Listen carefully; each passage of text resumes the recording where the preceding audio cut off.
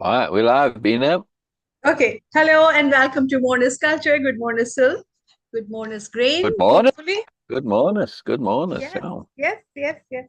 We are having a Moreness day, as usual.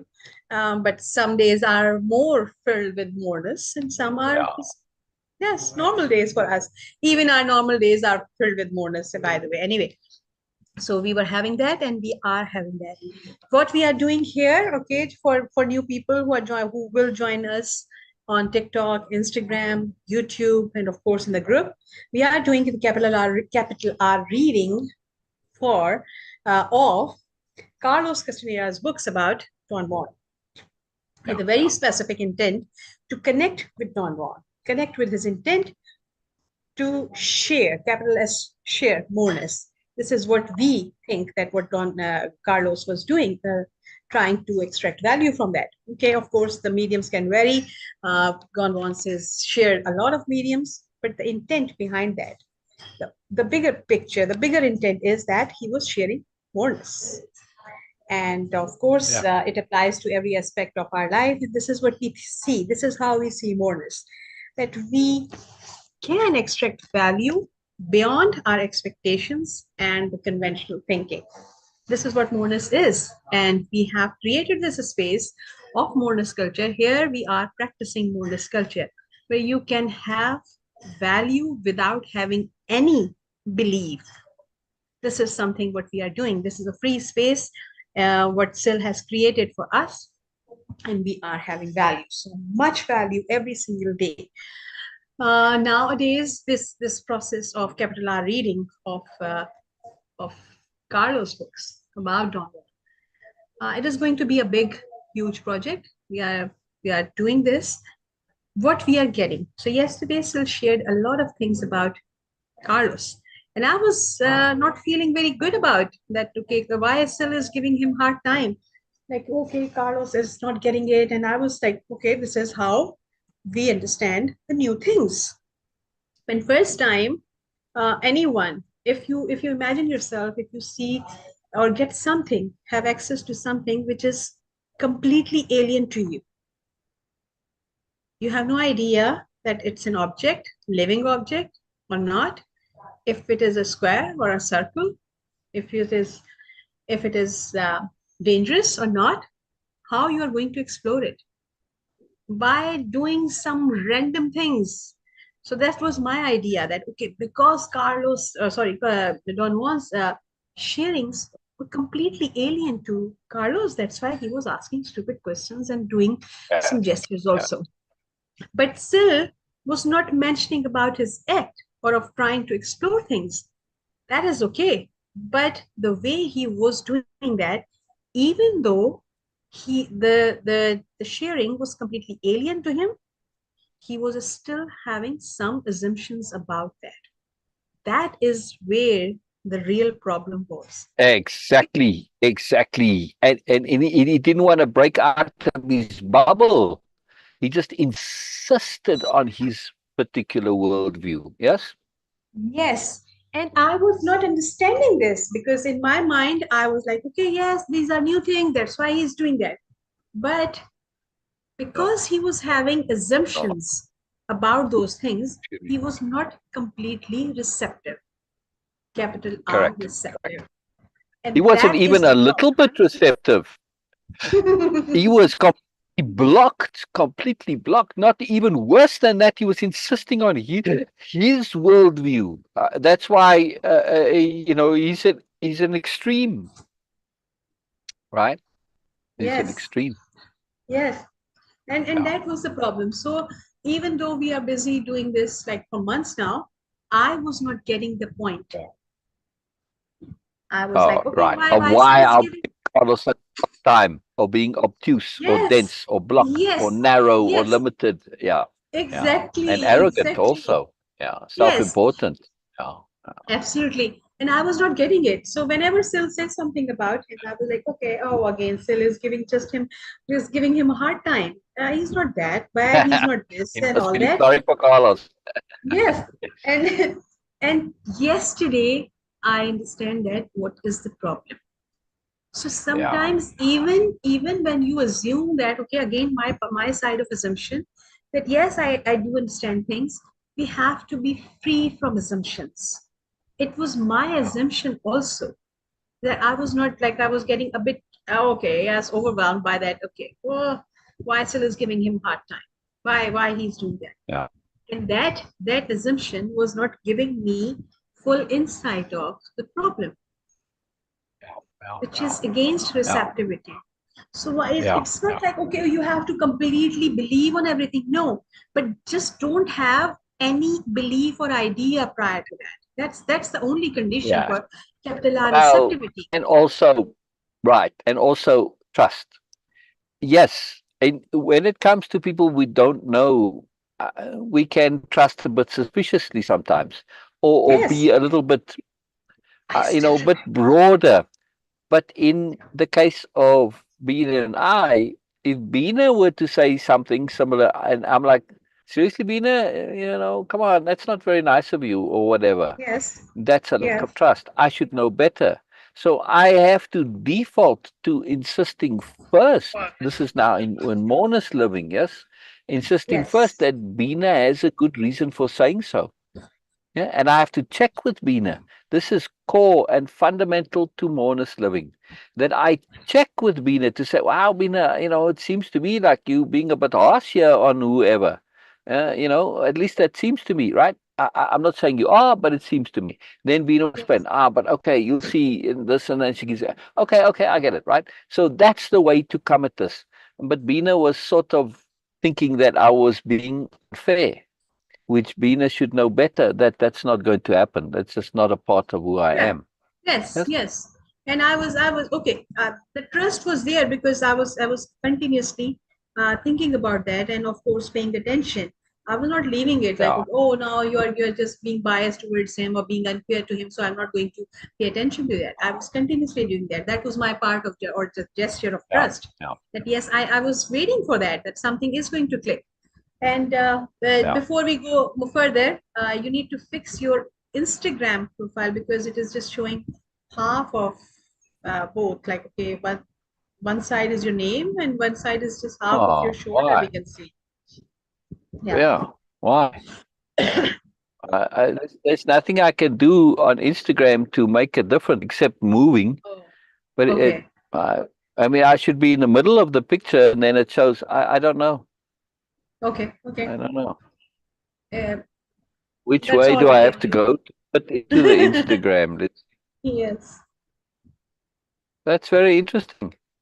Am I showing on TikTok? And can I be seen on TikTok? I don't know. Yeah, I don't Mhm. know. Anyway, so this is something, yes, it's a process, it's an ongoing process, and also it's about application. I was, and I has to, of course, apply the application of capital R receptivity all the time deliberately. I was a bit careless about that. That's why it was not coming Yes. immediately, instantly. It Yeah. would be possible Right. if I would be like, okay, not having assumption that Syl is going to give him hard time. That the idea Yeah. came in my mind, and I just let it happen, and I just let it stay in my mind. And that is against capital R receptivity and capital T trust, because you have to be very thorough about these things. Everything is Yeah. good until the next good thing is not coming, until the better is not coming. And I was just Yeah. clinging with this idea that Syl is giving him hard time for some reason. It was a vague idea. That was a vague receptivity Very from mine, interesting. Very interesting. and I had to Bina, pay attention. in fairness to you as well, to give yourself a bit less of a hard time here, be aware that this is a lifelong habit that has been trained into us. The Yes. habit of assuming that people are full of nonsense. Hmm. It's just something we've been taught to assume. It's part of hierarchy. You default to, even if people aren't full of nonsense, in superiority paradigm, in that whole hierarchy battle for hierarchy, uh, if somebody is full of nonsense, that instantly gives you higher status, higher position in the hierarchy than them, right? Push them lower. So people who are into the hierarchy thing, superiority paradigm, you must look for it, you must find it, you must expect it. It's trained into us without saying so directly and deliberately. It's quite dreadful. I have Yes. no idea why Instagram is weird. None Mm. whatsoever. I don't know. Okay. Okay. Very strange. Very strange. Anyway, two things. Two things. Joseph, if you are here, say so, because I have a story to read you. It's sitting there waiting. Sitting there waiting. Yes. Right? And then also, so IG people, you're just gonna have to. I can't lean any further. This is as far as I can go. So you're just gonna have to make do with seeing my ear only. But all right, it just is what it is. So on TikTok, Jorge joined us, and I don't know why today. It makes no sense. Yesterday we had dozens and dozens join us on TikTok. Today, one person so far. I don't know what's up with TikTok. Very weird. But nonetheless, I have something to share for sure. Okay. I don't think Cher's on, but I said I'll share it and then she can watch it on the recording. And and what I want to share for sure or share for share is about strategic leverage. Yes. And particularly the strategic leverage that applies to motivation. Yes. And motivation of another. All right. And in this case, where, for instance, we want we want to encourage somebody to do something and share a behavior, particularly to change their beliefs. Yeah. And this is very difficult to do. It's not an easy challenge. But when you see somebody who is completely caught up in a belief, right? And they think it's the coolest thing, it's the bomb to be this and that way, right? Now, in order to get them to undo that, we can use the very motivation that is making them do that against itself. All right. So let's take in hierarchy. Yeah. For instance, somebody's being encouraged. They got an idea to be a bully. Yeah. So now, and they think being a bully is cool. Look at me, I'm all tough. Yeah. We want to discourage the bullying behavior, and the root of it is the association between bullying and cool. So we can use that root motivation against the bullying by pointing out, say, wow, you're watching movies with a person, for instance, yes? And you may happen to be choosing a movie in which there's some lame bully, yeah? And you don't point it out, say, oh, but you could maybe just casually point out or mention that, mm, you know, if that bully doesn't realize that actually in the movie that they getting the lame role, they getting the most uncool role. Inside their head, they think it's okay, but they don't realize that people watching the movie all see the bully as totally lame. Now, the bully that you're watching with may never have thought of this because they're in their own bubble. And this is very hard to understand. This is why perspective shifting as a tool, as an ability, as an accomplishment, as a competence is so vitally, massively necessary and useful and powerful and empowering. Yeah. Because now we are applying it to understand someone's psychology. When we see things from the outside, it's very obvious that being a bully is lame and uncool and horrid and nasty. But forget the moral part of it, just in terms of the coolness. The bully thinks it's very cool to be a bully because they're in a bubble. They don't have enough awareness to see it from the outside. Yeah. Now, when we also understand psychology, and when it comes to particularly the psychology of the psychology of the obvious, yeah, the obvious becomes obvious very quickly. Yes, and once it's obvious, it's kind of retroactive because, well, it's yeah, but it's not obvious until it's obvious. It wasn't obvious that moment Yes. before it became obvious. Very key. Yes, you hear Beena saying yes there. Yeah, because we've encountered this so many times and we utilize it. It's a part of what we do. It's a skill we apply. Now, in the case of this bully, you are trying to get them to change their belief, which is an association. They've got bullying associated with cool. Why? Because it's dominance, and dominance is pushed as being the thing, the thing, the thing. Yeah, but it's inappropriate dominance. Yeah, within the superiority paradigm. We're not even talking in Moreness-Culture, which that's all a bunch of rubbish, right? Hello, Scarlett joined us. So now we are trying to take even we're not even starting to get them out of superiority paradigm. We just within superiority paradigm, we are going to use that against itself to say, wow, this poor guy, you may just make a random comment, think about this actor. It's like, you have to pay somebody. I imagine they have to pay them extra to act such a lame character, and you know somebody that's so uncool and that nobody likes. And I mean, wow, what does this do to your image? What does this do to your career? All right, it's a role and it's acting, but still, I don't think, maybe, who knows, maybe they're not aware that they are uncool. I don't know. It's possible, but either way. Yeah. So now you're making a comment that has nothing to do with the person, but you're leveraging the fact that bullying is perceived as uncool. And since they're all about being cool, they're like, oh my goodness, yes, I'm going around bullying, and yeah, okay, well, I better find some other way to be cool. I didn't realize that I was being so uncool. I thought it was cool. See, so the key point here is that to separate out the behavior and the motivation. The motivation is to look cool, and the specific behavior in how to look cool is not cool, obviously, right? Like in the case of bullying.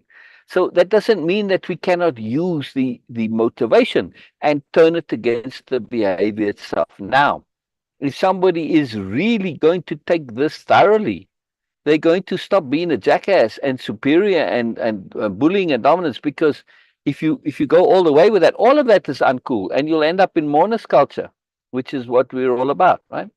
You'll end up in Moreness-Culture where there's no hierarchy and comparison. You're celebrating difference. You're not looking to be better than somebody and push people down or pull them down, all this rubbish. This is just jackassery. It's just nonsense. It's just foolishness. It's just idiocy. There's no value to it in the long term, right? But if you now really want to be cool, then it's like the old riddle with cool, right? The only people who are truly cool are those who don't care about being cool. Yeah.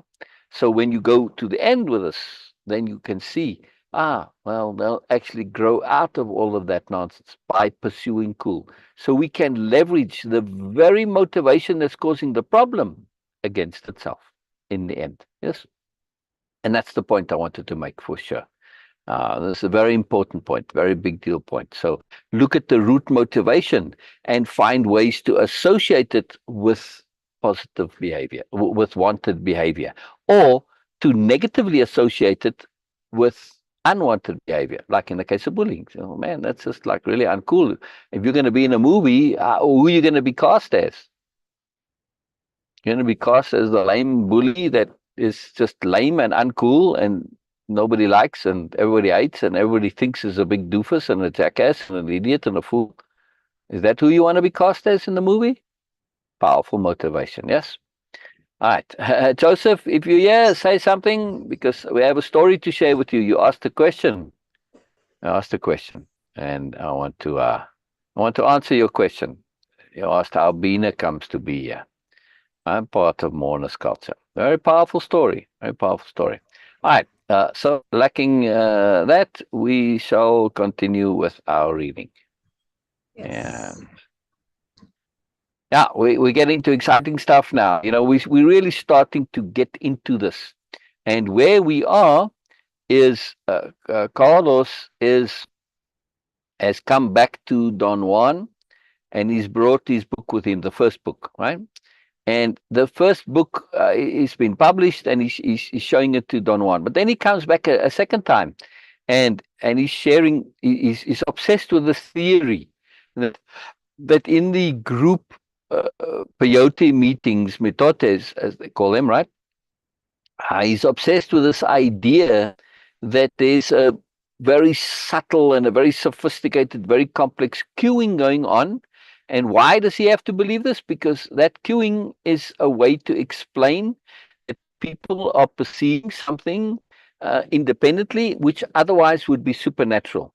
And in Carlos's academic intellectual world, the supernatural is associated with primitive and superstition, and you're just unsophisticated if you believe this stuff to be real.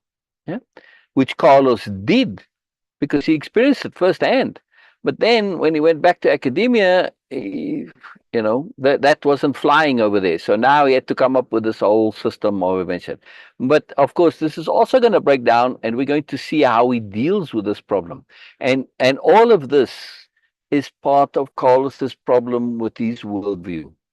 He is so stuck on that whole intellectual thing. Look how he said to him becoming a man of knowledge was the ultimate intellectual accomplishment. He is incapable of understanding that a man of knowledge is an accomplishment of character, nothing to do with intellectual. It doesn't click, doesn't compute. Yeah, which is why, yes, I use the phrase, the term, the title, way of impeccability. That just that way of it connotes, it implies, it means behavior. Behavior. Yes. A way of is a totality of behavior, not only the behavior of physical doings, but the behavior of spirit, behavior of attitude, behavior of mindset, behavior of mood, behavior of emotionality, behavior of how you are with yourself. Yes, behavior of character, in other words. Yeah, way of. So ways of being and ways of living. Yeah, it's very different to just the word impeccability, which Don Juan is going to use a lot. But for Carlos, that's intellectual. See? He doesn't make this connection. At least it takes him a long while before he understands that you need to live this stuff. You can't just have it in your head, Anyhow, all right. So now he's sharing this theory with Don Juan, right? And he said, in terms of this thing. So Don Juan says to him, "Why do you push so hard?" Don Juan said suddenly. "How many years have you been saying that you don't want to learn anymore?" 3. "Why are you so vehement about it?" I feel that I'm betraying you, Don Juan. I think that's why I'm always talking about it." "You're not betraying me." "I have failed. I've run away. I feel I am defeated." "You do what you can. Besides, you haven't been defeated yet. What I have to teach you is very hard. I, for instance, found it perhaps even harder than you. But you kept at it, Don Juan. My case is different. I gave up, and I've come to see you not because I want to learn, but only because I wanted to ask you to clarify a point in my work." Don Juan looked at me for a moment and then looked away. You see, this is also why I give Carlos a hard time. He never connected with Don Juan with the intent to learn. He said, "Yeah, I want to learn about the medicine plants," but not to learn to be more, not to learn to enhance himself, to add to himself, to grow himself. No, just to put data on his hard drive, intellectual. That's not learning, that's acquiring information, right? He was interested in acquiring information or furthering his academic career. It's not the same thing as wanting to learn. And anybody who does not want to learn to be more themselves personally, this is problematic. Yeah, because you're just assuming and accepting that, well, you're quite fine as you are.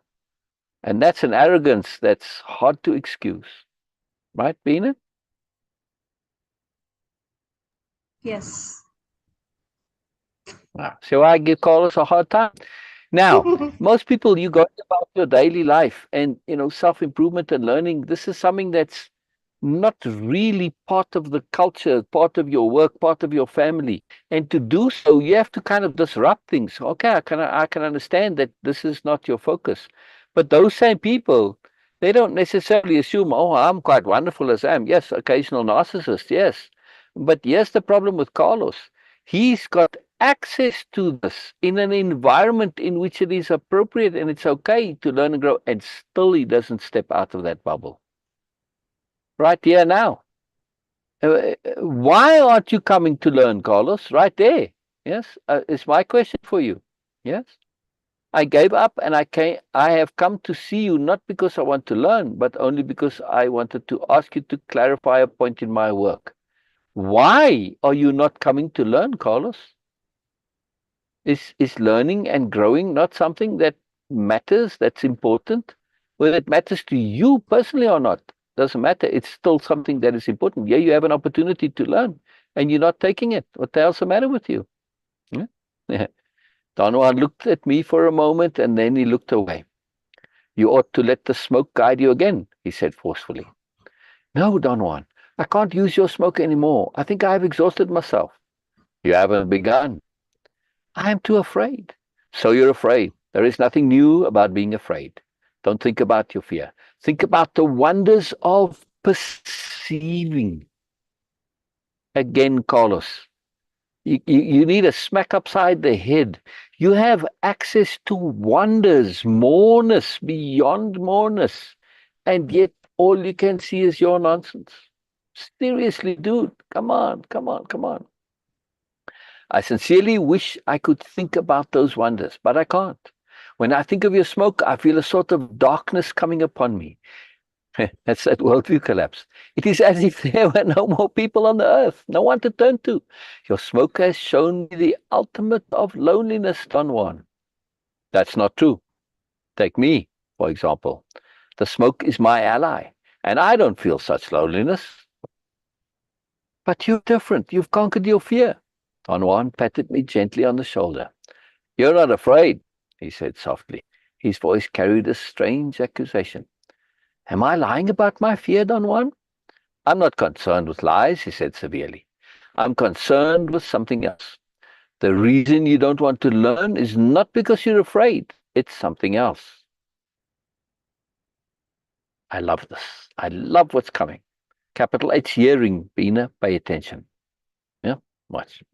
I vehemently urged him to tell me what it was. I pleaded with him, but he did not say anything. He just shook his head as if he could not believe I did not know it. I told him that perhaps it was inertia which kept me from learning. He wanted to know the meaning of the word inertia. I read to him from my dictionary. The tendency of matter to remain at rest, if at rest, or, if moving, to keep moving in the same direction, unless affected by some outside force. Understanding inertia is actually a very, very valuable understanding. Yes? Yeah.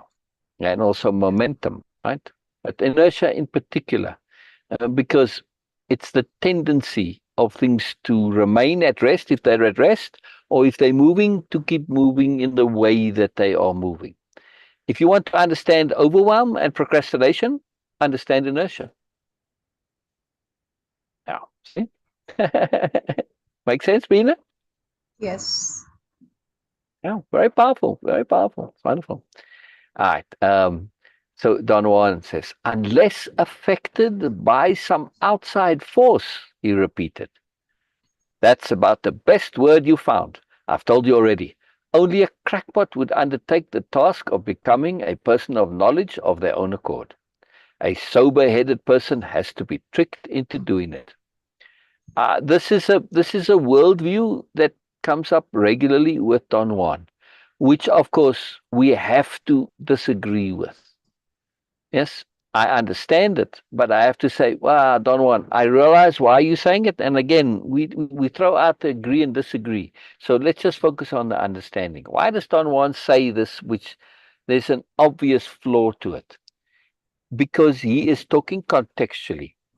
Within the context of the superiority paradigm, yes, a sober-headed person is one who is subscribing to the superiority paradigm.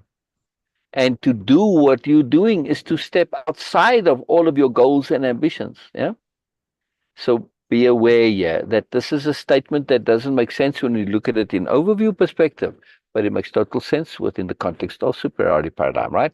Now, Don Juan isn't in the superiority paradigm, but he's talking about people who are, yeah, like Carlos, right? So in the superiority paradigm, those that do what we do are considered a bit cracked. We considered a bit crazy, yeah. And you've heard this Yes. from people probably in your life. You know, what is it with you with all the studying and learning and growing and stuff you're doing and all this, right? Exactly. They think you're cracked. They think you're cracked. No. Yeah. A sober-headed person has to be tricked into doing it. I'm sure there must be scores of people who would gladly undertake the task, I said. Yes, but those don't count. They are usually cracked. They are like words that look fine from the outside, and yet they would leak the minute you put pressure on them, the minute you fill them with water. Now, who's he talking about? Yeah, he's talking about the desperate and the needy, and people who are doing things for like narcissism reasons, yes, and exceedingly lonely people. Yeah. If you're exceedingly lonely, you're a bit cracked. If you're desperate, you're a bit cracked. If you're needy, you're a bit cracked. See? And many of those would seek out. They're not really seeking the learning. They're seeking the association with the teacher or the community that's engaged in learning, right? The motivation is different. So when you understand that, then you understand, right? Pure seeking, learning, and growing because it makes sense and it's something that you have this personal, true, real desire to do. It's actually incredibly rare in my experience. You would think it would be common and everybody, no, very rare. Right, Beena? Yes.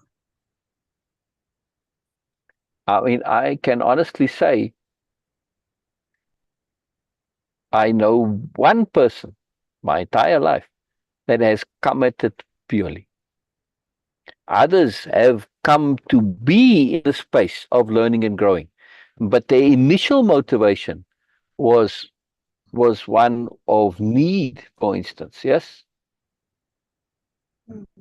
pressure, right? They had to. They Yes. didn't have a choice. Different. Yeah. They didn't come to it out of a desire in and of themselves to improve and with the thought that they could improve. Fascinating. Fascinating. Anyway, um, the minute you fill them with water, they're going to leak. I had to trick you into learning once. The same way my benefactor tricked me. Otherwise, you wouldn't have learned as much as you did. Perhaps it's time to trick you again. The tricking to which he was referring was one of the most crucial points of my apprenticeship. It had taken place years before, yet in my mind it was as vivid as if it had just happened.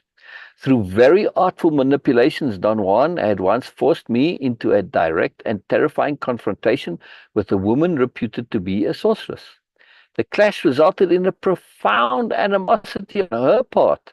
Don Juan exploited my fear of the woman as motivation to continue with the apprenticeship, claiming that I had to learn more about sorcery in order to protect myself against her magical onslaughts. The end results of his tricking was so convincing that I sincerely felt I had no other recourse than to learn as much as possible if I wanted to stay alive. Now, as we're going to see in the future, and maybe you already can see it, the information is really enough here. We pay attention to Carlos's character. This was not ultimately a successful strategy. Yeah.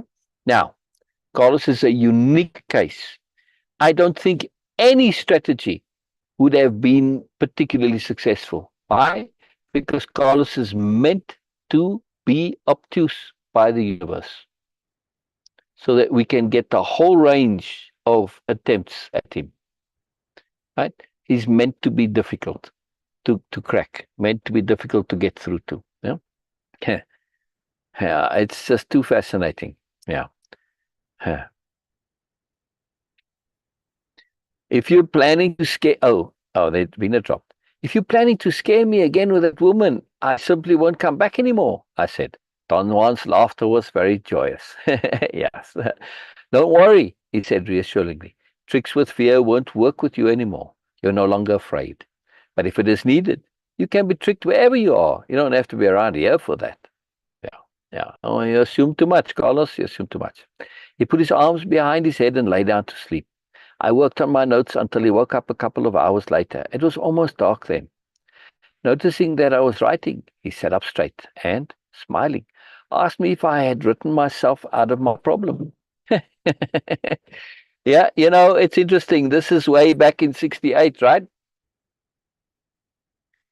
What do we call that today? Journaling. Yes, you see journaling all over, in our group here, in Sassy group, yeah, where this is where I host these, yeah. You see this about journaling all the time, yeah. But we don't think of it anymore as a new thing, but it's a very new thing, journaling, yeah. It's not even from the last century, right? It's only the last couple of years that it's become a thing. Yeah, obviously it's always been around, but it's become a thing now. And so when Don Juan says this, right, have you written yourself out of your problem? It's an astute observation of Carlos' psychology that this is kind of what he needs. Yeah, May 23, 1968. We were talking about Oaxaca. I think that's how you would pronounce that, right? Oaxaca. I told Don Juan that once I had arrived in the city on a day when the market was open, a day when scores of Indians from all over the area flocked to town to sell food and all kinds of trinkets. I mentioned that I was particularly interested in a man who was selling medicinal plants. He carried a wooden kit in which he kept a number of small jars with dry, shredded plants, and he stood in the middle of the street holding one jar, yelling in a very peculiar sing-song. I bring here, he would say, for fleas, flies, mosquitoes, and lice, also for pigs, horses, goats, and cows. I have here for all the maladies of man, the mumps, the measles, rheumatism, and gout. I bring here for the heart, the liver, the stomach, and the loin. Come near, ladies and gentlemen. I bring here, and he starts again, for fleas, flies, mosquitoes, and lice. I had listened to him for a long time. His format consisted of enumerating a long list of man's diseases for which he claimed to have a cure. The device he used to give rhythm to his song was to pause after naming a set of four. Don Juan said that he also used to sell herbs in that market in Oaxaca when he was young. He said he still remembered his selling pitch and he yelled it for me. He said that he and his friend Vicente used to make concoctions. Those concoctions were really good, Don Juan said. My friend Vicente used to make great extracts of plants. I told Don Juan that once during one of my trips to Mexico, I had met his friend Vicente. Don Juan seemed to be surprised and wanted to know more about it. It's another great story, yeah. I was driving through Durango at the time, and remember Don Juan had once told me I should pay a visit to his friend who lived there. I looked for him and found him and talked to him for a while. Before I left, he gave me a sack with some plants and a series of instructions for replanting one of them. I stopped on my way out of town. I stopped on my way to the town of Aguas Calientes. I made sure there were no people around. For at least 10 minutes, I had been watching the road and surrounding areas. There had not been any houses in sight, no cattle grazing alongside the road. I stopped on the top of a small hill. From there, I could see the road ahead and behind me. It was deserted in both directions as far into the distance as I could see. I waited for a few minutes to orient myself and to remember Don Vicente's instructions. I took one of the plants, walked into a field of cacti on the east side of the road, and planted it as Don Vicente had instructed me. I had with me a bottle of mineral water with which I intended to sprinkle the plant. I tried to open it by hitting the cap with a small iron bar I had used as a digging stick. But the bottle exploded and a glass sliver nicked my upper lip and made it bleed. I walked back to my car to get another bottle of mineral water. As I was getting it out of my trunk, a man driving a VW station wagon stopped and asked me if I needed help. I owned one of those once upon a time. Very unusual car at the time, even. When I was perhaps 100 feet away, I heard some voices. I hurried down the slope onto the highway and found three Mexicans at the car. 2 men and 1 woman. One of the men was sitting on the front bumper. He was perhaps in his late 30s, of medium height, with black curly hair. He was carrying a bundle on his back and was wearing old slacks and a worn-out pinkish shirt. His shoes were untied and perhaps too big for his feet. They seemed to be loose and uncomfortable. He was sweating profusely. The other man was standing about 20 feet away from the car.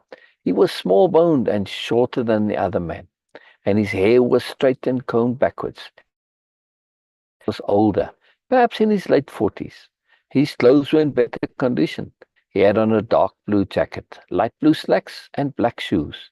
He was not perspiring at all and seemed aloof, uninterested. The woman appeared to be also in her 40s. She was fat and had a very dark complexion. She wore black capris, a white sweater, and black pointed shoes. She did not carry a bundle, but was holding a portable transistor radio.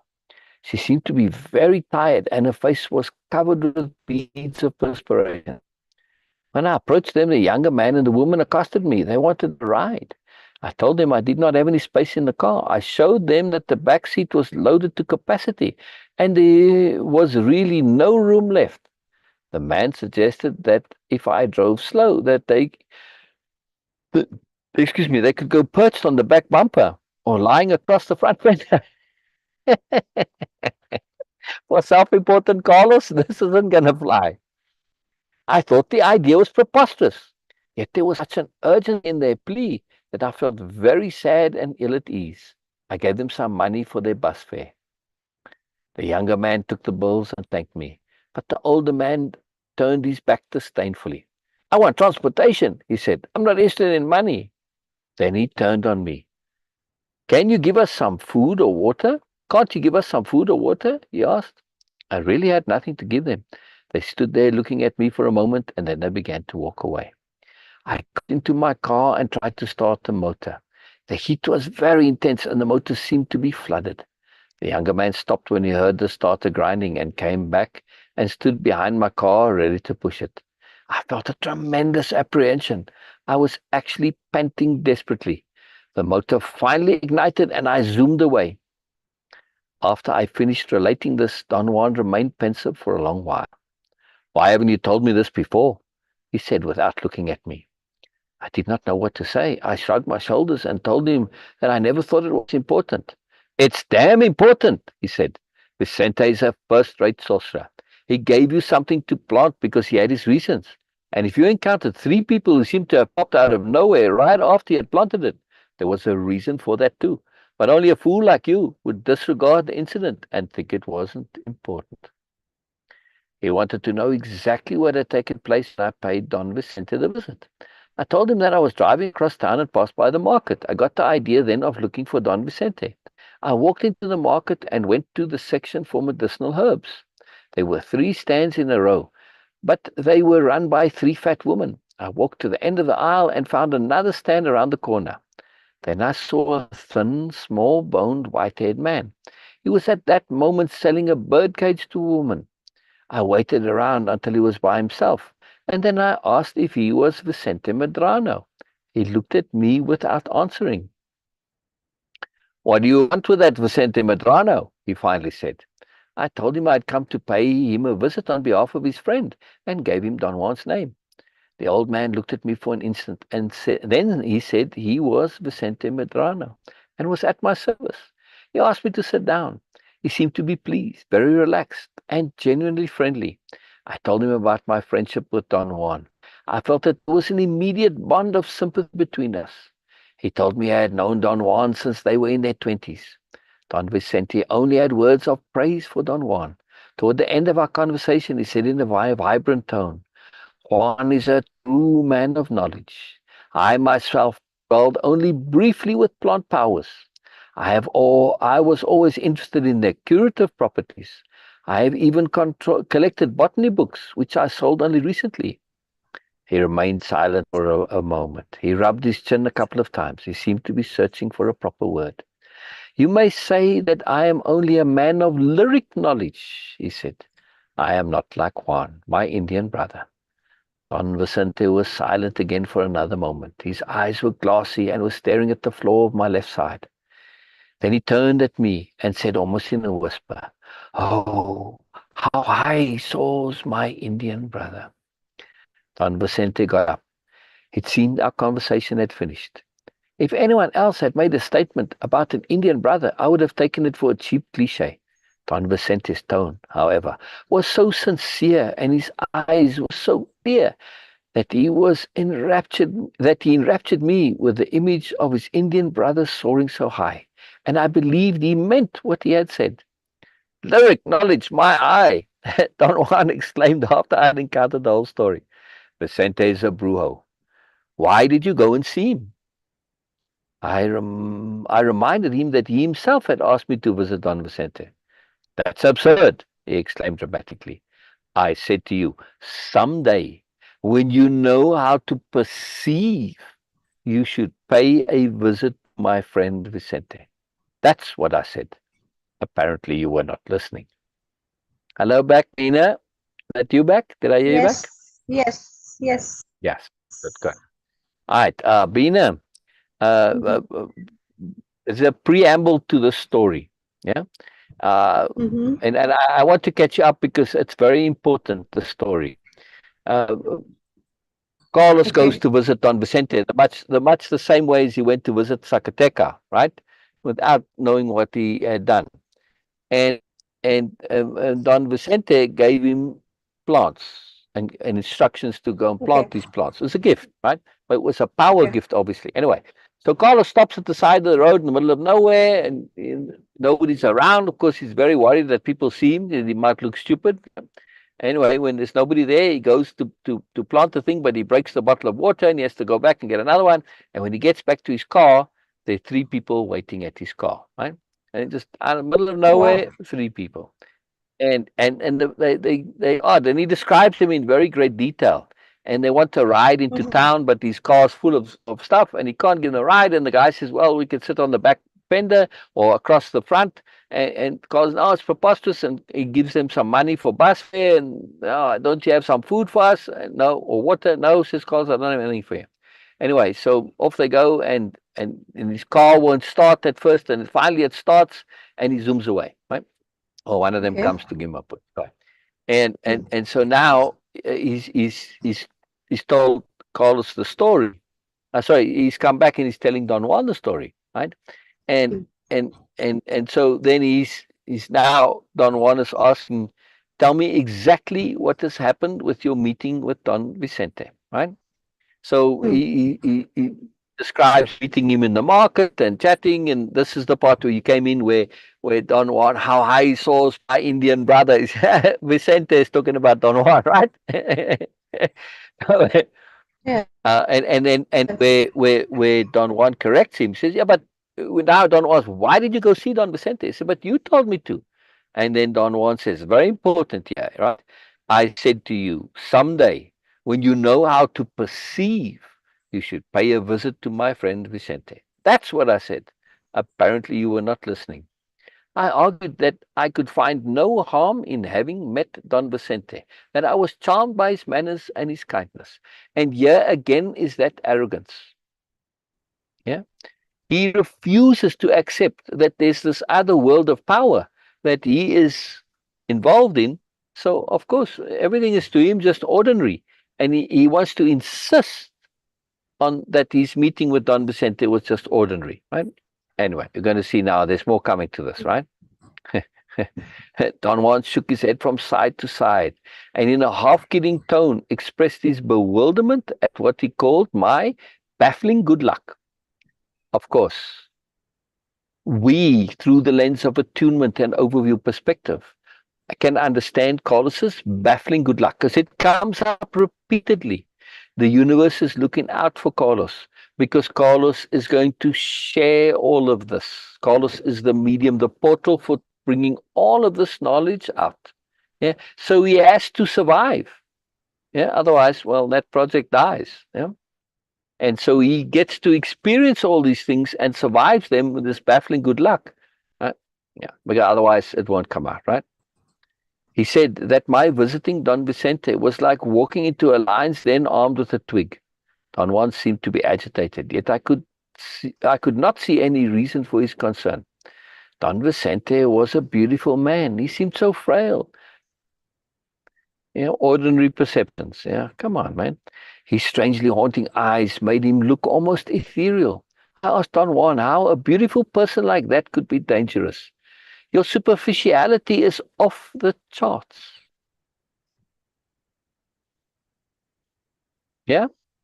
Yes. I mean, you can only be dangerous if you look dangerous. It's ridiculous. Absolutely ridiculous, right? You're a damn fool. Remember, I was saying to you that Don Juan is going to call him a fool to his face, right? Yes. You're a damn fool, he said, and looked stern for a moment. He won't cause you any harm by himself, but knowledge is power. And once a man embarks on the road of knowledge, he's no longer liable for what may happen to those who come into contact with him. I want to read that again in neutral gender, right? But knowledge is power. And once a person embarks on the road of knowledge, they're no longer liable for what may happen to those who come into contact with them. This is a very, very, very important point. Yeah. What it means, sir? All right. So when you embark on the road of knowledge, you're starting a journey into a whole other reality. Yes. And now you're on a path, particularly if you're on a path of knowledge, you're living in attunement. When you live in attunement, you are no longer liable for what may happen to those who come into contact with you. Yes? In other words, when you are on your path and attunement says, do this, those who come into contact with you, they may experience a negative in some way, but you aren't liable because you're acting out of attunement. Yeah? Make sense? Yes. Yes. Right. Now, makes sense. So Big, now, huge so deal. especially, it's a very big deal. It's a very big deal. It's not that you're irresponsible. It's just that you cannot be held liable. But the point that Don Juan is making, when you know somebody is in that space and you go and interact with them just willy-nilly and casually, yeah, it's like, well, I'm trying to shake hands with a tornado. The tornado is the tornado. The tornado is going to do what the tornado does. The tornado's on its path. Yeah. If that tornado is on the path because of attunement, it's not liable for all the havoc and damage it's causing. Yeah. It's doing what it needs to do. Oh, Yeah. Syl, I have a question now. Because Make sense, Beena? somehow it is. Yes, but I have a question. Yeah. I'm listening. Okay, so just before coming on Zoom Live, we were discussing few things, and you mentioned that is somehow what things which are irrelevant now.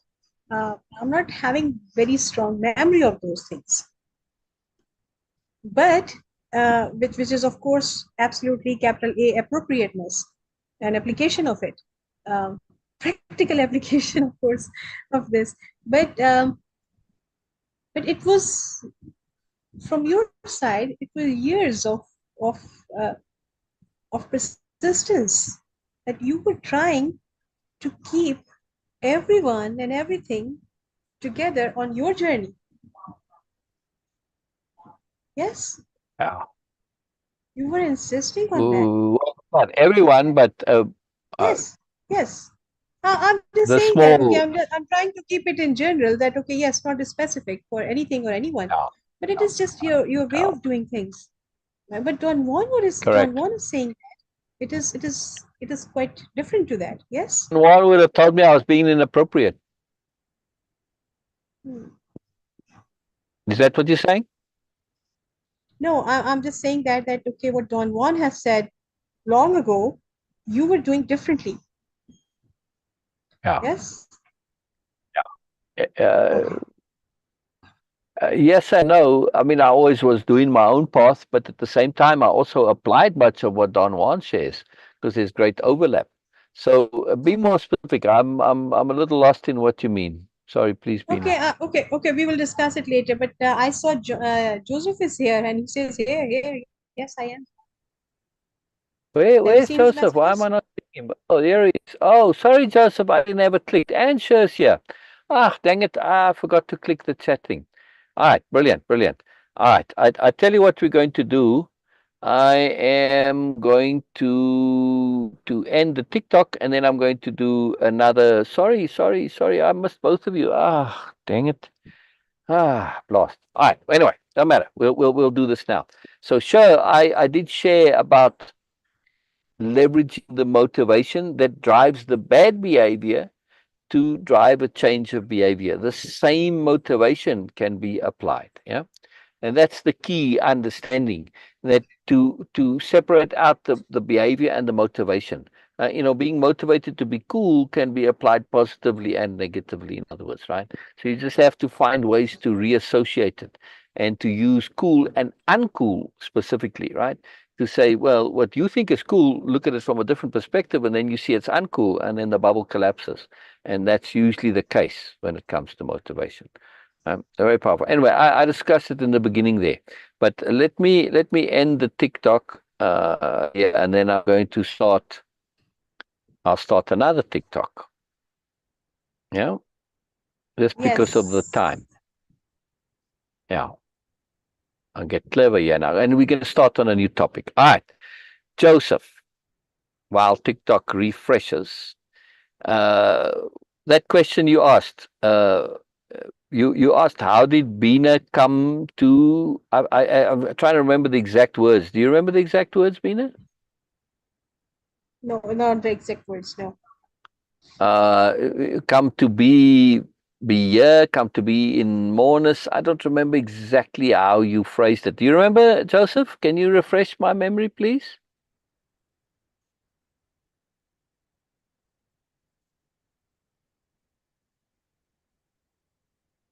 Is Joseph saying there?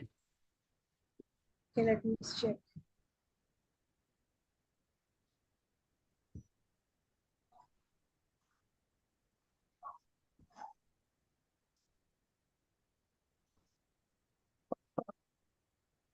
I need to go and check. Now I can't figure out how to do this now. So come on.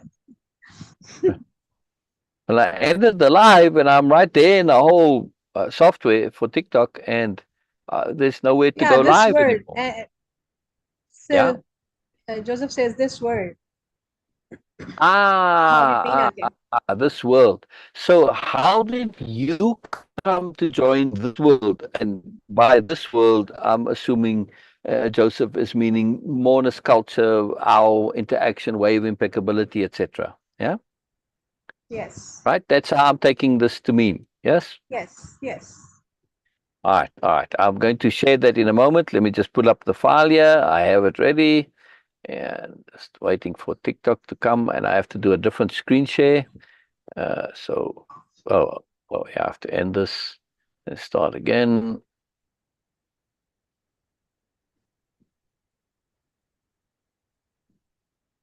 Yeah, at least now it says go live again. Brilliant, brilliant, brilliant, brilliant. All right. Sorry, bear with me. Just bear with me. We'll have this in a second here, and we'll be ready. All right. So where did the screen share go to? All right. There we go. There we go. And I want to have.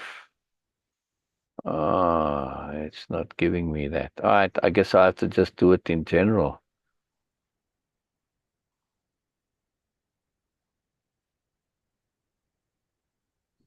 Yeah, it's not letting me share that specific window for some reason. I don't know why. This is the window I want.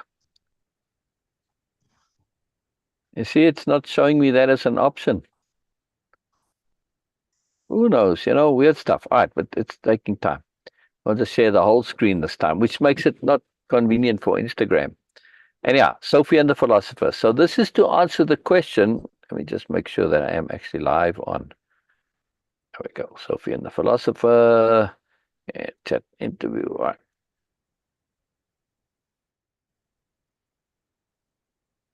All right, we're back on TikTok.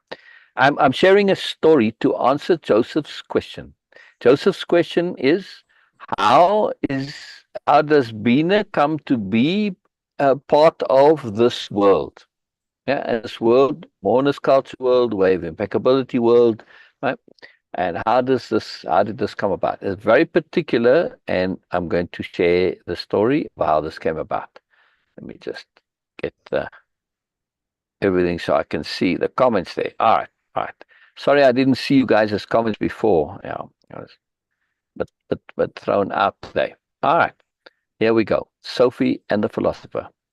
Sophie encountered an idea which enveloped her soul. Sophie encountered the idea of a philosopher who would invite her to learn with him. Sophie's dream becomes real. Sophie's dream becomes real.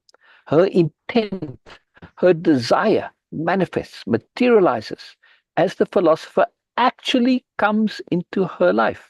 Really does invite her to learn with him. Wow! Exhilarates Sophie as she jumps on her bed in joy. My dream has happened. It's here in my life. For real. Her mom comes to investigate. What's going on? Nothing. I'm just excited, exhales Sophie, struggling to contain herself.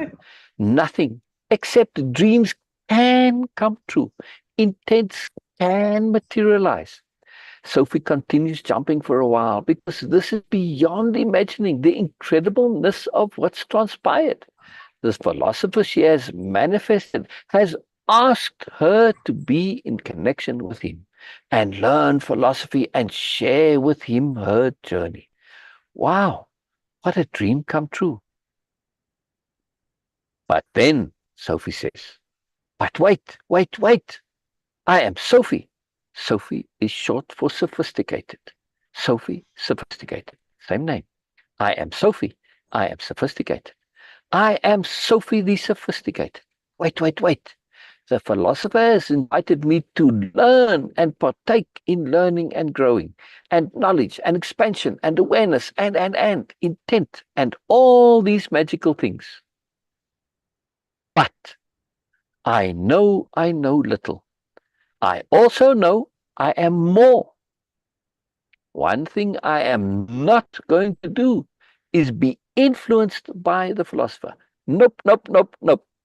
That's why I am Sophie the sophisticated. I will not be influenced. However, I cannot be blind to the moreness the philosopher promises. Now, I am going to be receptive. I'm going to take for granted what the philosopher has to share makes sense. Sophie is emphatic, liking and understanding emphasis. I'm going to be open to seeing sense beyond what I can see now. I know my imagination is limited. I know my knowledge is limited. I'm going to trust the philosopher makes sense. I'm going to trust without trusting. I'm going to trust it makes sense. But this does not mean I am Sophie the sophisticated. That just because it does make sense, it does not mean I have to be influenced. No, I do not have to be. I can choose to be. Not only can I choose to, but I have to choose. I have to choose to decide whether or not I wish to take on what I know. So I am never influenced. So that it's always my choice, what I absorb, what I make my own. Even if it might be all of it, doesn't matter. Always it needs to be a choice. This is Sophie's sophistication, her profound receptivity. She is never influenced. She always does maintain her independence of being. Yet she changes profoundly at the same time.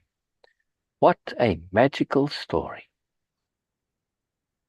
But now, there's a bit more to the story. You might think that's the end. There's a bit more to the story. Sophie and the philosopher, they chat about everything. They become very, very, very close. They grow into each other's hearts. They become more than just Sophie and the philosopher. They become sophistication. They become philosophical sophistication. They become more in this profound intimacy of their souls and spirit. Then they discover on a day, they asked, what are we? They ask themselves, what are we? As they ponder and think, they realize, oh, we are characters in a story. Wow! Wow! Now, this is a surprise. We are characters in a story. Dang, dang. Now, some who heard this says, oh, this is dreadful. That's a terrible thing. Others who heard this said, that's interesting. That's surprising. That's a twist. What do you do now? But Sophie and the philosopher, they were sophisticated philosophers, philosophers of sophistication itself. They said, if we are characters and we are aware we are characters, does this not mean we can write our own story? And then Sophie and the philosopher set about writing their own story from that moment on. The end. I love the story. I love the story. All right. Now, Yes. Joseph, you may ask, how does this explain being coming to be here? The first part of the story. Yes. Yes. So It's a this true story story. is a true story, by the way. This is a true Yes. story. This is a story founded on fact. Yes. It's Exactly. been dramatized for elucidation purposes. However, the dramatization is really only in the presentation of the story, not in the actuality of the story. The actuality of the story is right there. It's all exactly accurate, right? Exactly So like the that. It is dramatization exactly doesn't like change the. It's exactly like that, right? So what had happened was, Beena had this idea in her head. She had read the story of Sophie's world. Yeah. Now, in Sophie's world, Sophie is just Sophie. She's not Sophie the sophisticated. Sophie the sophisticated is Beena. Yeah. Just to be Yes. clear, yeah. Yes, I use the term in the story because Okay, it's a book. of Beena's sophistication of receptivity. Go ahead, Beena. Yes. No, I was just making it clear that, okay, making it obvious that Sophie's World is a book. It's a story about a Right. girl living in woods, and somehow a philosopher choose her to be his student, and started Yes. sending her lessons, philosophy lessons via mail.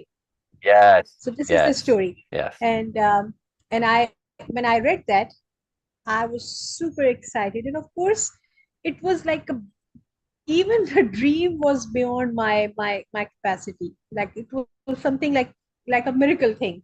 So even though I was Yes. very But excited then, about this idea, but I was not believing it. So it was an amusing kind of an idea for me, like, which I can laugh and just feel excited about. So I said, oh, what if this thing could happen? Like how this could happen to someone?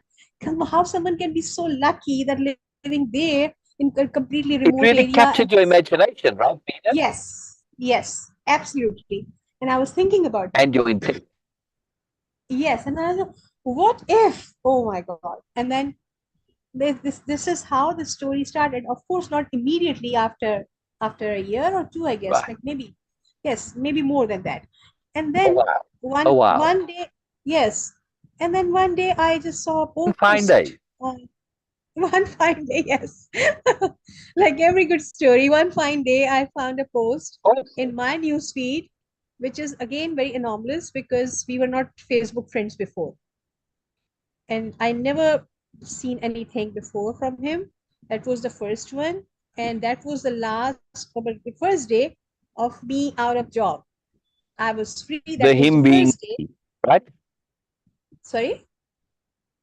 The him being me. You need to make this clear. You know who you're talking about, Yes, but yes, others don't. yes. Syl's post. And Right. we were Right. not friends. Me and Syl were not Facebook friends before. And that was the Right. first day I was thinking what I'm going to do now because my job was ended. It was a project, a temporary job. And I was just scrolling in the morning. I was just scrolling my Facebook newsfeed. By the way, Facebook is I call it like, okay, this is my hideout. This is my school. This is my college. This is my university. This is where I live. This is my life. Or at least it Facebook was then, at has, that time, you were calling it that, right? no, I was calling it that time even because I had such wonderful friends who were giving me a different idea Right, of the world, right. not philosophy, not moreness, but Yeah, a different idea of the world. I was connected with many friends, yeah. wonderful friends in my life, but it was not like that. And when I saw that post, I had zero idea that okay, how what this is all about because Syl's language was very alien to me. Yeah. And then I said, okay, What, what, and I what was the post? Make it clear for yes, people. What please, was this yes, post of mine that you yes, saw? please explain this. Please explain this. Oh, it was I made a post where I invited beta testers for my program that I was putting together, or I had put together. It was post beta testers. It was already there. I just wanted to have people go through it and just to check and verify, right? So it was, I made a post asking for post beta testers for Way of Impeccability, and Beena responded. And then what happened, Beena? Yes, so then I just responded to that because I was having like no idea what this is all about and what is going to be involved with this. And I said, okay, what about this? And Syl said, okay, this is the fees of the program, and we have already beta testers, and this is about the post beta testers. Of course, that program, the way of impeccability, was already proven, it was already tested. But still, as being he always trying to be thorough, so he said, okay, I need a post beta tester for that. And then the fee involved, and Yeah. I said, oh, sorry, I can't afford it. And he says, how much? And even that was like, even if could like go to quarter, it was no, sorry, I cannot afford this. And then he says, And then what and did then I he say to you about payment? yes, and he says there is some sort of payment involved. And then I said, okay, but I can't Pay afford it. to Sorry. pay, I said. I said But there then are he, other ways. yes, yes, please continue. That's it. That's it. I said there are other ways to pay. Carry on. You said there are many ways to fry a pancake. Right, right. And Yes, there are other ways to pay, in other words. Right. I said there are yes, many ways to yes. pay. Exactly. And then Other you ways said, to pay. okay, so come on Zoom. Okay, I never used Zoom before, and at that time I was using a Chromebook. It was not a complete laptop or a computer. Yes. It is semi laptop, Yeah. semi phone, mobile phone type of a thing, which you have like okay limited access to apps. And Yeah. when I tried, and I was trying, and I was trying, and it took like 3 hours. Okay, it was not 3 hours for all the struggle, but my network was not stable, and I was struggling with the connectivity, and I was struggling with the app. But after that, the connection was dropping, but I was keen to connect, and of course, Syl's patience. That was the first time I met someone who has such an amazing patience, and his persistence to keep going, no matter what is happening. My communication was not, of course, as fluent as it is now. My connection was unstable. I had very But zero yeah, you have to knowledge. put in, that's went on for hours, right? Trying to connect, coming back, reconnecting, dropping. Yes, yes. It was So that, hours. that was I was super irritated with all these things, and no matter how much keen I was to connect, because what he was sharing was mostly going above my head, but still I was aware there is so much value in this. So I was so irritated. I was about to throw my laptop out of window. Literally, I was like, okay, this Chromebook is uh, really disappointing. But he persists. And that was the first application of capital P patience. I was blown away by that. And that was the real hook, that one is not just saying, but in practically he is implementing. That was the first hook Yeah. for way of impeccability. And then Yeah. okay, of course, I was trying to come back again and again. And then, okay, we got something. And then we had other participants also. He says that, okay, you can come as much as you want. I took it very literally. I just grabbed this I opportunity didn't with, make that offer to everybody, by the way, Beena. wow, okay, yes, thank you. Even if Didn't you would make it do to that, I would grab it because I was yeah. seeing and experiencing and observing that living, living example of what he was saying. I saw with Yeah. many people. When he says be thorough, he was really being thorough. When he was saying that, okay, thinking it through to the end, he was actually right there in the sessions. He was making it for us, thinking it through to the end. When he says about the multiple perspectives, alternative perspectives, and of course, so many other things, he was making it obvious. Still, it becomes obvious to us. I saw Yeah. in every way he was really practically presenting this. And that was the real book for me. That it is not something which is, and even till then, I had no idea what the philosophy means. I was just amazed by his practical application of all those things. I was like, okay, whatever the Yes. philosophy is, I don't know. But also, I had this trust. When you have your foundation is strong, even if you are not aware, but your character, your foundation is stable and found strong, you don't fear of newness. You get excited by that. Yes. Okay, yes, whatever is coming. So being a practicing Muslim, because I know that, okay, Joseph, you might ask this. Being a practical Muslim, I have, and I still have, I had, of course, understanding of my religion and my culture also, and my personal culture and Yes. my family culture. Many cultures, of course, they are involved. And of course, the Muslim culture and the Arab culture and the subcontinent culture, so many cultures. And I was carrying all these things. My idea was whatever makes sense, because my parents, my father, I was passed away when I was 5, but he made it sure to not force anything on us. Even for himself, he was of course an old person. He said that, "Okay, I don't belong to any particular sect of Islam. I just do whatever makes sense to me." And he made it sure for my mother to make it like really obvious for us that we can choose whatever way we want to. It was, we are born Muslims, and I choose to be a Muslim also. It is not something that, okay, yes, because I born in the Muslim family, but I also choose to because it makes sense to me. In comparison, it makes sense to me. I'm not saying this is the ultimate thing. In comparison, it makes sense to me. It That, works okay, for you. yes, That's it. It doesn't mean exactly, it's not exactly. somebody It's else's thing doesn't work for them. Right. exactly, absolutely. And also that it's still so many things. Like people say, oh, you had to cover your head, cover your face, yes. And also so many ideas about women being suppressed. Okay, yes, some people, some Muslims have this interpretation and they do believe and exercise that. I don't do that because All it right. doesn't make sense to Now me. It is not for the me. key point, right, Beena? Since we're Yes, talking about yes, your immersion into this world, that yes. your faith, your religion was enhanced through way of Exactly. impeccability That's and why moral I was culture. making it very clear for by giving some examples that even though I am a practicing Muslim, it was not in contradiction to, because actually it helped me to understand my religion more. Because now I'm being Yeah, thorough. Now I'm yeah, having trust, capital T trust, but also I question and I try to think it through to the end. Why? yeah, And how it makes sense to yeah. me. So I don't choose and practice things randomly anymore.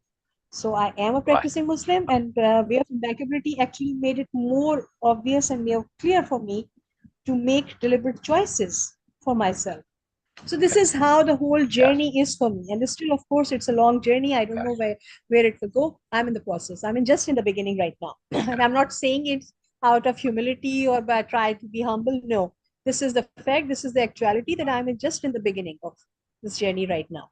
I'm Exactly. just learning. I'm And the trying key to make. point is, Yes.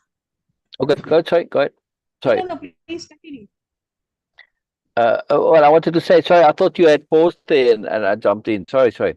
I would say the key point is in terms of the question, right? Because you're answering the question how you come to be in this world, yeah?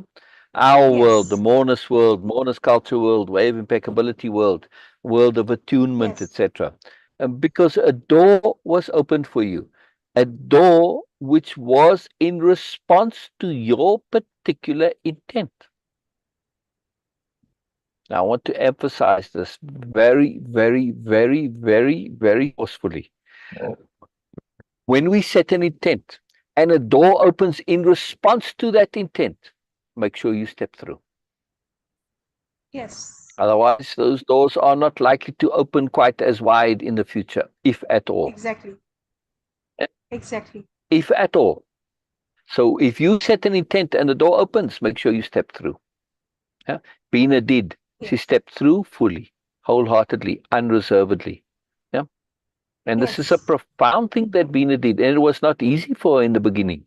Beena had a couple of worldview collapses, which were quite serious. More than couple. Yeah. More than a couple, yes. And it was a big deal, right? I mean, it was very devastating at the time, right, Beena? Yes, yes, yes. So, I did. I was about to throw everything, because when you have when my trust was not developed as it is now. That was the confusion. And also that miscommunication. Miscommunication in terms of I used to hear what was already settled in my mind. So that's why we don't pay attention to. Say that again. Say that sentence again, please. I used to hear what was already set in my mind. Listen to that. Listen to that, Beena, what she's saying. I used to hear what was already set in my mind. And look how we're seeing this with Carlos. He hears what's set in his mind. Yes. Yeah? And this was the it's case, and it happens many times. And I was assuming it's a miscommunication. It was not a miscommunication, because miscommunication involves from the vagueness from both sides. But actually, it was not. Yeah. I was assuming that this is what he's saying, because this is how I understood. But actually, it was not. Right. When we go back to that. And also that I'm not an easy person. I must say that I'm not an easy person, because I do question a lot. I'm not an obedient student, like, oh yes, okay, whatever the master says.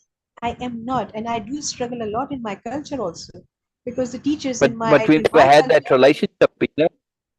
Let me just give you a bit detail about that. I used to have a big, huge problem with my teachers in my culture, because they assume that they are, and it is according to religion also, that they are like your parents. Then you have to say yes all the time. And I was not. I always asked questions. Yes. So when I was, so for Syl, it was not like, okay, yes, Beena is just going to accept that. No, he was not expecting, but I was also giving him a very hard time. Till this date, whenever I have something which I don't agree, I always say no. Sorry. Today, just today, I questioned him that you were living your life very differently to what Don Juan is suggesting here. So he never said that, okay, I'm following Don Juan. He never said that. But I was just asking him that how all these things making sense, because you practice some completely different. But it shifted from disagreement to making an effort to understand. Exactly. Exactly. So I am not an easy person, as it seemed like, Joseph, that, oh yes. Because you asked, right, Beena? You didn't tell me I was living differently. You asked. Yes. Because I'm no one to judge these things and say pass any kind of statement there. I need to ask you that, okay, you were doing this thing which is Don Juan is saying something completely different, and you were living completely different. I want to know more about this, how all these things make sense. So yes, but that's why I'm just telling you that, okay, I'm not an easy person, like, oh yes, now she's completely in agreement, so she's not going to say anything. No, I'm not. I never ever do this. Always having my own words. That's why my mother says that I didn't give birth to a girl on 6th of June, but I gave birth to a big, huge question mark. It's my mother compliments for me. I always ask questions. I don't challenge authority. I don't mind if you assume in your mind that you are an authority. I have nothing to do with that. But if you are asking me to do something in a specific way, you have to give me some logical reasoning for that. If it will make sense to me, I will do that exactly as you are, as you want, but not because that you are saying, just because of saying no.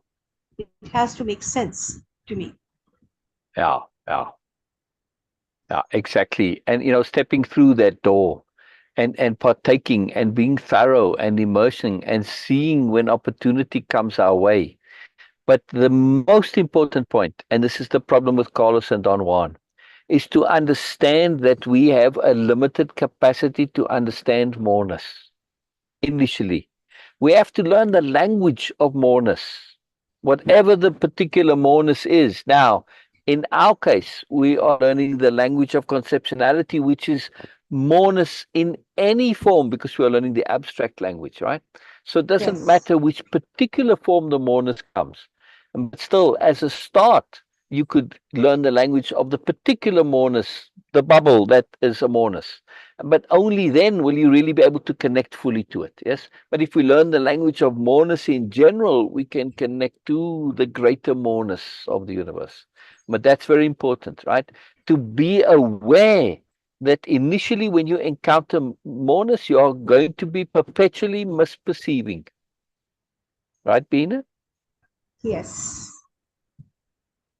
And fortunately, you Yes. persisted. You Yes. persisted. Yes. But this story, Beena did what Sophie did. That story is about Beena, right? The Sophie, the Yes. sophisticated, not Sophie's world, Sophie the sophisticated. Beena Yes. insisted on this receptivity. And I insist on not influencing in my role of being the one initially who was influencing. Yeah. Or potentially so. Yes. I never had this teacher mindset. I still don't have it, and I refuse to have it. And likewise, Beena now is in a situation where we are doing co-facilitating together, facilitating, not teaching. Yes. Yeah, because Yes. we understand that from if you the one who's on the learning side, you can't be influenced. Likewise, you also, if you're on the sharing side, you can't influence. Today, everybody wants to be an influencer. In Moreness-Culture, absolutely not. You want to be a sharer, yes, but not an influencer. Because if you actually do succeed in influencing somebody, you're not helping them. You're not doing them a favor. It's a negative, not a positive. Yeah. Because they take on Yes. your stuff and doesn't make it their own. They end up living somebody else's life. It's never real to them. And they just become partial. Yeah. They don't become real actually in their growing and learning. So it's a very, very big point. So that story has a lot of moreness to it. And then just as a story about Beena and how she came to be here, right? It's a deep story. That capital R receptivity, it's a huge, huge, huge conception. And we are so ingrained to learn and take on and be influenced. This is our entire culture teaches us this is what you should do. No, we've got to get out of that, step out of it, because that's a bubble and that's going to limit you very tremendously. You're going to end up living other people's stuff, never your own. Now, it doesn't mean that you can't live the same stuff as them, but you've got to make it your own. Only then does it become real. It can be exactly the same. That's not a problem. The sameness is not the problem. The making it your own is the problem, right? And just adopting, just believing. It's a lazy way of thinking. When you just believe, you never really understand. Capital U, understand, right? So this was the process, and we always went through this to get to understanding, and also, of course, then to pay attention to application. Every day, Beena and I get together. Every day, it's about application, because that's way of impeccability. Without meaning, without application, it's all meaningless. This is key. This is key, key, key. Absolutely core is the application. Practical, practical, practical, practical. And we've had many, many, many instances of practical application, right? I mean, just Yes. practical things, dealing with other people, how dealing with your family, and dealing with your family's perceptions of you, dealing with your perceptions of your family, and with strangers. Other more practical things like creativity, art, writing, Yes. yes. Yes. We practice that very specifically, very practical result in a creative field. Yeah. So I mean, I'm just taking things off the top of my head. I can't even list all the things that we practically went through effort, trial and effort, a trial and error, capital P practice. That's what capital P practice is, right? It is practicing with awareness, practicing with understanding, practicing with the conception that you're applying, the overview, the abstract conceptionality, not the specific thing itself, right? We are practicing abstract qualities. The particular implementation doesn't necessarily matter. Yeah? Sometimes you're going to be practicing things particular to that, like when we were doing the writing and that. But those are minor; they're easy to learn. So Joseph, I hope that that answers your question there. That how Beena comes to be in this world via intent. First of all, Beena set the Yes. intent. The intent materialized, and then Beena grabbed that intent with both hands. And some others Yes. said, "Oh, but aren't you taking advantage of Syl?" And Beena said, "Yes, I am, and I intend to Yes. fully." Oh, yes. Yes. Absolutely. Yeah, I yeah. always, So this always was accept that. Yes, I yeah do take advantage. How could I not? brilliant Really, because this I is invited you something. to take advantage. Yes, and also that, okay, that how could you not? When people, okay, it's like Exactly, if you win a lottery of $1 million, are you not going to take advantage of this? Complete full advantage of that, exactly. don't you? It's like duh. For me, I Yeah, don't get it yeah, when people say, "Oh, you take advantage." Of course, I'm taking advantage. Hundred exactly, percent, exactly. hundred Yeah, percent. It is for me like yeah, winning a lottery. I got this, and I was like, why I would not do this? This is even not yeah, even a thought in my mind that how could I not? I do maximize every single opportunity I can to yeah, connect and extract value and moreness. yeah, yeah, yeah. Yeah, it's most important. And I invite people to ask questions, to make comments in all of our social media because we're on, TikTok and Instagram and YouTube, Facebook. Wherever we are, comment. We will respond, we will reply. All right, sometimes we don't forget to click on the tab there and we don't see people right away. Sorry, Joseph. I have to click on the tab that says chat and then it shows. Uh just we're a little struggling to get going today. Stuff happens. So I didn't see you right away. But we'll see those comments later, and we always respond to it. And it's not a simple offer that we're making. Yes, when we say we will respond if you have a question, right? We aren't just saying that casually. It's a sincere offer, right? So feel free to do so. We will respond. We will respond. So Joseph, I hope that answers your question. Like I said, how Beena got to be in this world is one, is that intent.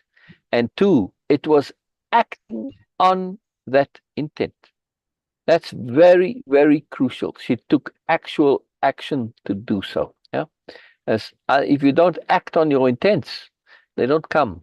They don't come again. You have to act on them. You have to act on them. It's very, very, very powerful.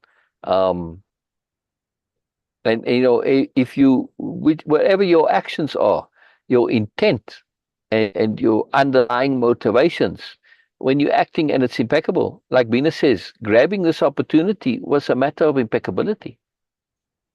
That was it. There was no other. When you look at it now, right, Beena? Exactly.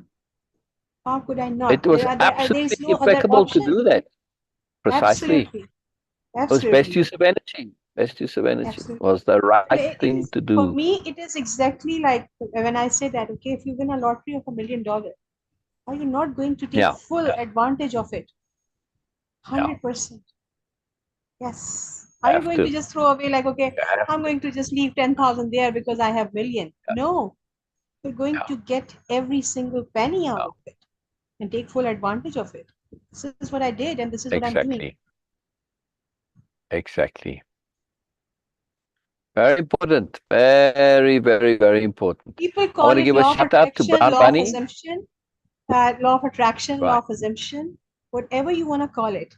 Wherever your Yeah. focus and wherever you have raw, pure intent and you feel excited about, universe do provide you opportunity there. Always, always. This is what happened with me. And if it is not materializing, go back and revise your intent. Maybe it is in contradiction with your other intents. Maybe it is not the pure intent, or maybe you are not excited about this. Because every choice comes with a responsibility. Whenever we make any choice, like in this case, I made a choice. It came with a responsibility to be impeccable, to be thorough, to grab this opportunity, to maximize it. And I was ready for that. And I am ready for that. So every Yeah. choice, whenever we make a choice, we all love the idea of freedom of being, and of course, freedom. Like, okay, I to make choices. Every choice is a Yeah. responsibility. And then when you take the responsibility of your choice, of course, it is going to materialize in your life. Exactly. I made Exactly. myself ready Exactly. and available for the responsibility. I prove it. I There try to you prove go. it. Of course, I'm still doing. I'm trying to prove universe that yes, I'm able to fulfill this responsibility.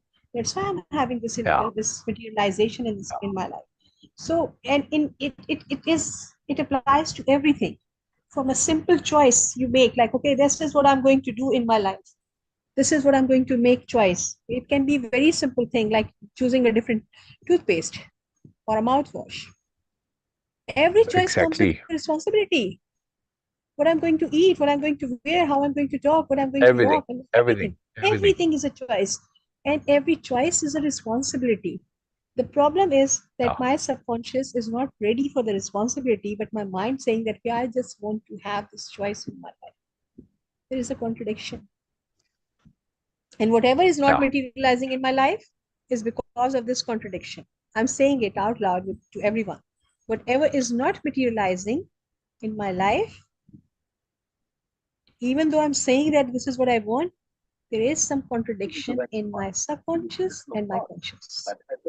Always. Sorry. Go ahead. No, this is just what I was keen to share that because in at that time that was my language also. That was language. Oh yes, it's a law of attraction. Oh yes, I manifested this in my life. So incredible. So incredible. Yeah. Very cool. Very cool. All right. I don't know if Joseph is still with us. I'm keen to know if that answered his question or not. Yeah.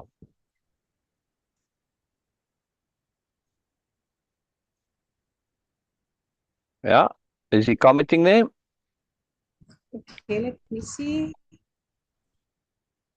Yeah, 19 minutes. No, it was yours. Okay. No, but Yeah. Joseph is still showing greens dots, so maybe he's here. I assume. Let me refresh it and see. Yeah. Yeah. Well, I'm Maybe it just, is work for there'll you. be a. Yeah. Yeah.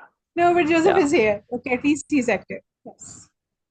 Okay. All right. Well, hopefully you get to your question was answered. Such questions when they earnestly asked, they matter a lot to us. And it's a very important question. Any earnest question is an important question.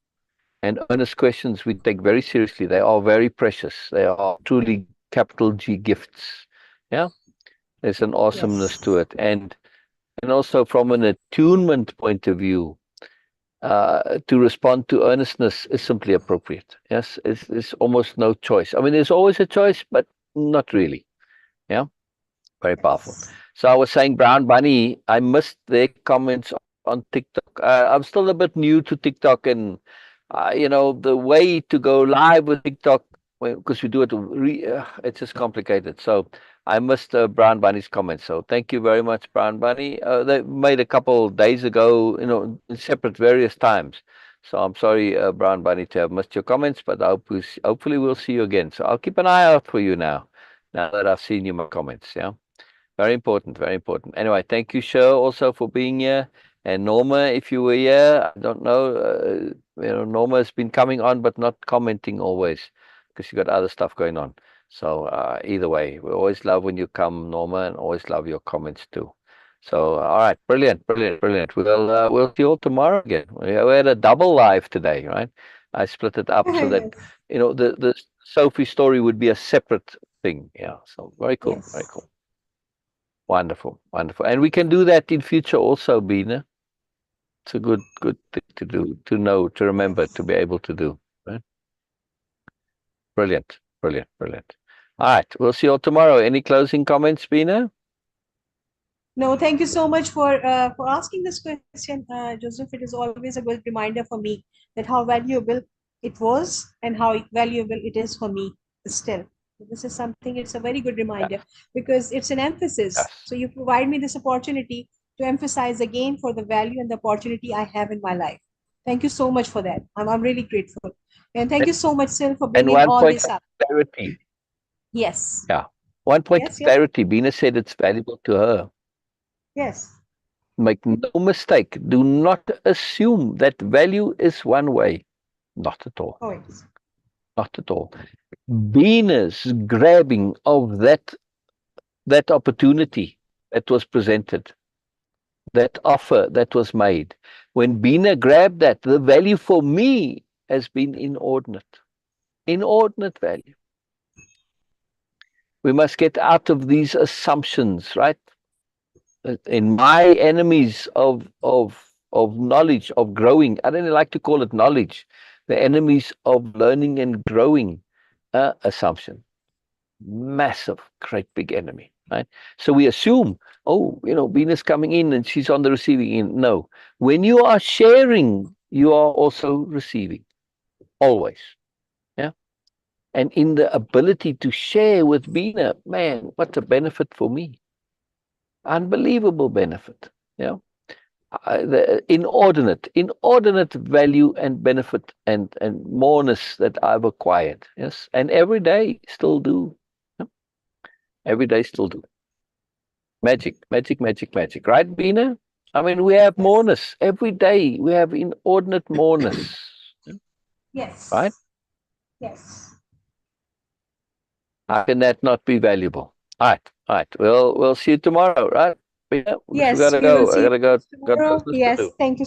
Yes, thank you so much, everyone, for joining us. Whoever joined us on TikTok, I'm saying whoever, it doesn't mean any derogatory way because we don't know. I miss your name because I Yeah. cannot see that. And of course, on Instagram, of course, on YouTube, because we see a lot of views there. So please, if you guys are there and just visiting, just make your presence obvious by doing just making click like or whatever you want to Yeah. do that.